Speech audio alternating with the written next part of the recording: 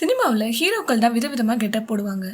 ஆனால் தன் குரலாலேயே நூற்றுக்கணக்கான கெட்டப் போட்ட ஒரே பாடகி நம்ம காண கோகிலம் ஜானகி அம்மா மட்டும்தான்.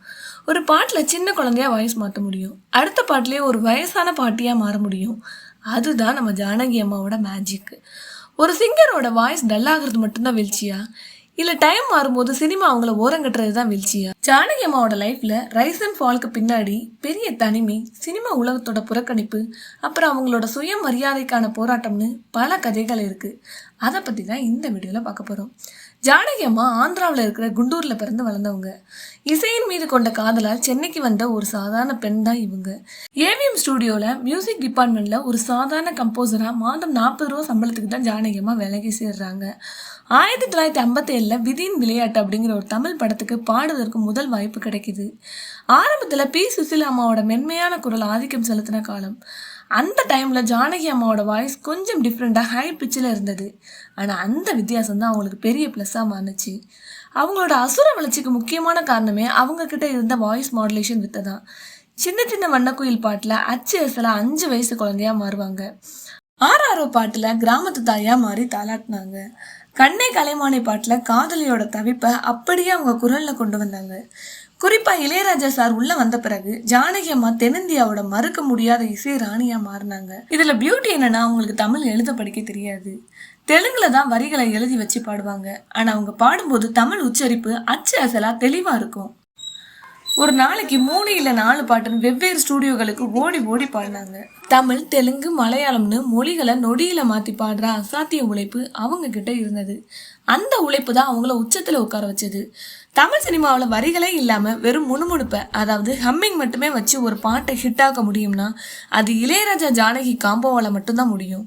ஜானி படத்தில் வர காற்றிலேந்தன் கீதம் பாட்டாக இருக்கட்டும், இல்லை புது புது அர்த்தங்கள் படத்தில் வர கல்யாண மாலை கொண்டாடும் பெண்ணை பாட்டோட ஆரம்பமாக இருக்கட்டும், பாட்டு தொடங்குவதற்கு முன்னாடியே ஜானகி அம்மா கொடுக்குற அந்த 10 to 15 செகண்ட் ஹம்மிங் இருக்கே, அதுக்கு இன்னைக்கு வரைக்கும் ஈடு இணையே இல்லை. இளையராஜா ஜானகி அம்மா இவங்க 2 பேருக்குள்ளேயும் எப்பவுமே ஒரு ஆரோக்கியமான ஈகோ போட்டி இருக்கும். ராஜா சார் எப்பவுமே மைக் முன்னாடி நிற்கிற பாடகர்களுக்கு சவால் விடுற மாதிரி கஷ்டமான டியூன் தான் போடுவார். அந்த சவாலான மெட்டுக்களையும் ஜானகி அம்மா தன்னுடைய அபாரமான குரல் மாடுலேஷன் மற்றும் உணர்ச்சி வெளிப்பாட்டால் ரொம்ப எளிதாக அந்த பாட்டுக்கு உயிர் கொடுத்துருவாங்க. அதனால தான் இளையராஜா சார் அவரோட ஒட்டுமொத்த இசை பயணத்தில் மற்ற எல்லா பெண் பாடகிகளையும் விட அதிகப்படியான பாடல்களை நம்ம ஜானகி அம்மாவை வச்சே பாட வச்சாரு. இப்படி அசுர வேகத்தில் வளர்ந்த ஜானகி அம்மாவை தேடி விருதுகள் எல்லாம் கியூவில் நிற்க ஆரம்பிச்சது. சிறந்த பின்னணி பாடகிக்கான நேஷனல் அவார்டு மட்டுமே 4 தடவை வாங்கியிருக்காங்க. அதில் ஒரு சுவாரஸ்யமான விஷயம் என்னன்னா, அவங்க வாங்கின 4 நேஷனல் அவார்டும் 4 வித்தியாசமான மொழிகளுக்கு கிடைச்சது. 1977 16 வயது நிலை படத்தில் வர செந்தூரவே பாட்டுக்காக தமிழில் வாங்கினாங்க. அடுத்து 1980 ஒப்போல் அப்படிங்கிற மலையாள படத்துக்காக கிடைச்சது. 85 மயூரி அப்படிங்கிற தெலுங்கு படத்துக்காக வாங்கினாங்க. கடைசியா 92 தேவர் மகன் படத்துல வர இஞ்சி இடுப்பழகி பாட்டுக்காக திரும்பவும் தமிழ்ல நேஷனல் அவார்டு வாங்கினாங்க. இது மட்டும் இல்லாம தமிழ்நாடு, கேரளா, ஆந்திரா, கர்நாடகான்னு தென்னிந்தியா மாநில அரசுகளோட விருதுகள் மட்டுமே 30க்கும் அதிகமா அள்ளி இருக்காங்க.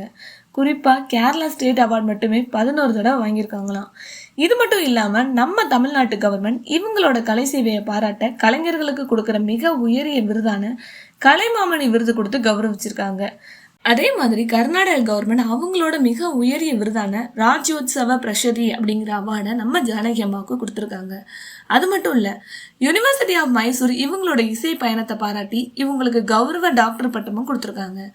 மியூசிக்கை முறையாக படிக்காமல் ஒரு நாதஸ்வர வித்வான் கிட்ட பேசிக்ஸ் மட்டும் கற்றுக்கிட்டு சினிமாவுக்கு வந்த ஒரு பெண் இன்னைக்கு டாக்டர் எஸ் ஜானகியா நிற்கிறாங்கன்னா அது அவங்க திறமைக்கு கிடைச்ச ஆக சிறந்த அங்கீகாரம். ஆனால் எந்த ஒரு உச்சத்துக்கும் மறுபக்கம் இருக்குமே. 90களோட மிடில் சினிமா மியூசிக் டோட்டலாக மாற ஆரம்பிச்சது. ஏஆர் ரஹ்மான் வருகைக்கு பிறகு கம்ப்யூட்டர் மியூசிக் மற்றும் ட்ராக் சிஸ்டம் உள்ளே வர ஆரம்பிச்சது. அதுக்கு முன்னாடி வரைக்கும் மியூசிக் டைரக்டர், பாடகர்கள், 100 கலைஞர்கள்னு எல்லாரும் ஒரே ரூமில் உட்காந்து ஒரு குடும்பம் மாதிரி பாட்டை லைவாக கம்போஸ் பண்ணுவாங்க.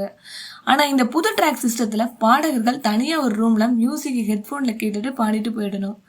இதோட சேர்ந்து புதுசாக வெஸ்டர்ன் மியூசிக் டோனில் பாட்டுகள் வர ஆரம்பிச்சதால ஜானகி அம்மாவோட குரலுக்கு ஏற்ற மாதிரியான வெயிட்டான மெலோடி பாட்டுகள் வர்றது குறைஞ்சது. இது ஒரு பக்கம் இருக்கு. அவங்களோட பர்சனல் லைஃப்லையும் ஒரு சோகம் நடந்தது. அவங்களுக்கு பெரிய சப்போர்ட்டாக இருந்த அவங்க கணவர் ராம் பிரசாத் 1992 இறந்துடுறாங்க. சினிமா டெக்னாலஜி மாறினது ஒரு பக்கம், வாழ்க்கையில இந்த தனிமை இன்னொரு பக்கம். இதனால ஜானகி அம்மா கொஞ்சம் கொஞ்சமாக பின்னணிக்கு போக ஆரம்பிச்சாங்க. அதுக்கப்புறம் சில பாடல்கள் மட்டும் சூஸ் பண்ணி தன்னோட இசை பயணத்தை தொடர்ந்தாங்க.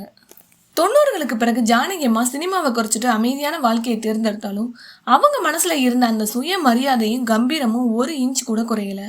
2013ஆம் ஆண்டு மத்திய அரசு ஜானகி அம்மாவுக்கு இந்தியாவோட மிக உயரிய சிவிலியன் விருதுகளில் ஒன்றான பத்மபூஷன் விருதை அறிவிக்கிறாங்க.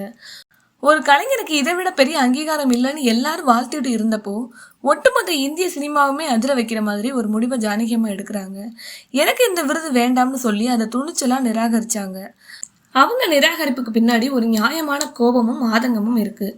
தான் 55 வருஷம் ஆகி 48,000 பாடல்கள் பாடி கொடுத்து உச்சத்துல இருக்கும்போதோ அல்லது தன்னோட கணவர் உயிரோடு இருக்கும்போதோ தராத இந்த விருது தன்னோட இறுதி காலத்துல கொடுத்து என்ன பயன்னு கேள்வி எழுப்புனாங்க.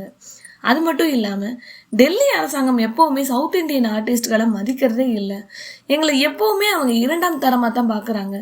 இப்ப ரொம்ப லேட்டா தர இந்த பத்மபூஷன் விருது எனக்கு தேவையில்லைன்னு சொல்லி ஒற்றை பெண்ணா நின்று டெல்லி அதிகார வர்க்கத்தோட முகத்துல நேருக்கு நேரம் அடிச்ச மாதிரி குரல் கொடுத்தாங்க. விருதுக்காக பின்னாடி ஓடுற இந்த உலகத்துல அந்த விருதை சுயமரியாதைக்காக தூக்கி அடிச்ச அந்த போர் குணம் தான் நம்ம ஜானகி அம்மா. கடைசியா 2016 என் வாய்ஸ் நல்லா இருக்கும் போதே நான் விளைவிக்கிறேன்னு சொன்னாங்க. சினிமா உலகம் நம்மளை துரத்துறதுக்கு முன்னாடி நாமளே அரியணையை விட்டு இறங்கி வர்றதுதான் ஒரு பேரரசியோட அழகு. அதை தான் ஜானகி அம்மாவும் பண்ணினாங்க. அதனால இதை வீழ்ச்சின்னு சொல்லக்கூடாது. சினிமா மாய உலகத்துல இருந்து அவங்க தேடிக்கிட்ட சுதந்திரம். ஜானகி அம்மா நமக்கு சொல்லித்தர பாடம் இதுதான். ஒர்க் பண்ணும்போது அசூரத்தனமா ஒர்க் பண்ணணும். நமக்கான மரியாதை கிடைக்காதப்போ துணிச்சலா எதிர்க்கணும். காலம் மாறும்போது நம்ம ஈகோவை விட்டுட்டு அமைதியா விலக தெரிஞ்சிருக்கணும். உச்சமும் அவங்க தான், அதை அசால்ட்டா உதர்ன பக்குவமும் அவங்க தான். இந்த இசை பேரரசியை பத்தி நீங்க என்ன நினைக்கிறீங்கன்னு மறக்காம கமெண்ட்ல சொல்லுங்க.